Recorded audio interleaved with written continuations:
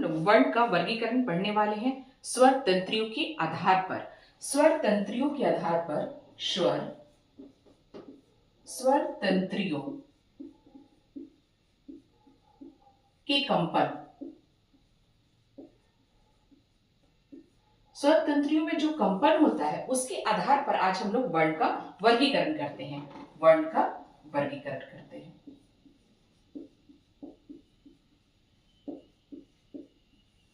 जो हमारे स्वर तंत्रियां होती हैं उसके आधार पर वर्ण का वर्गीकरण हम लोग दो प्रकार से करते हैं।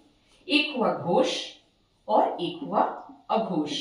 घोष और अघोष। तो सबसे पहले हम लोग घोष के विषय में पढ़ते हैं कि घोष क्या होते हैं।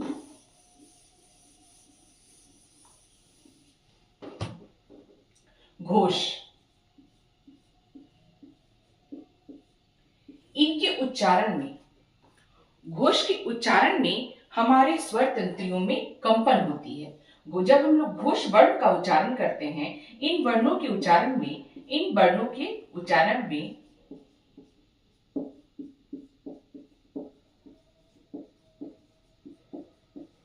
इन वर्णों के उच्चारण में हमारे स्वर तंत्रियां में, स्वर तंत्रियां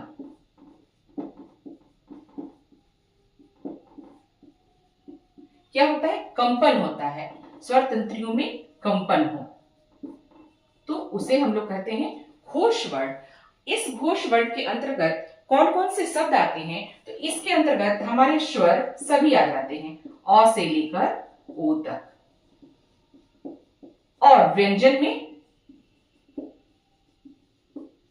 3, 4 और 5। किस प्रकार 3, 4, 5 इसको मैं आगे बताने वाली हूं। इसके अलावा इसमें य, र, ल, व और ह आते हैं।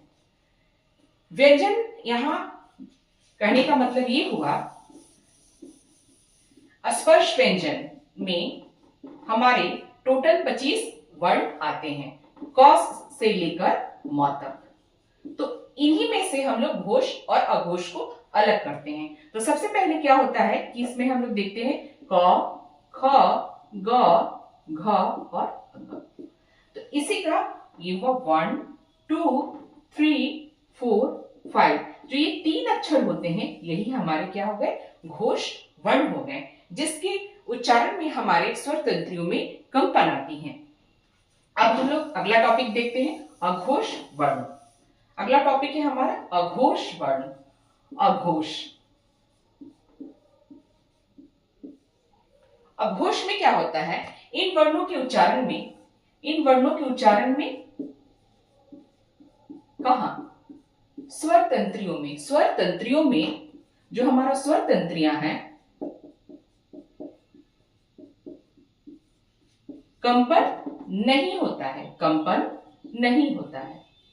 नहीं, कंपन नहीं होता है। इन वर्णों के उच्चारण में हमारे स्वर तंत्रियों में कंपन नहीं होता है और इनके अंतर्गत हमारा 1, 2 व्यंजन का 1, 2। कौन से व्यंजन का?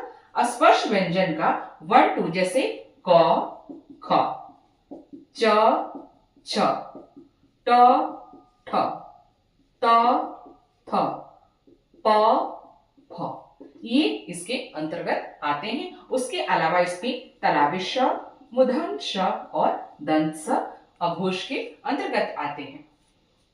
अघोष इन वर्णों के उच्चारण में हमारे स्वर तंत्रियों में कंपन नहीं होता और इनके अंतर्गत हमारे व्यंजन में 1, 2 और तलावी श, मूर्धन्य स और दंत स आते हैं। अब हम लोग एक क्विक रिवीजन लेते हैं घोष और अघोष की।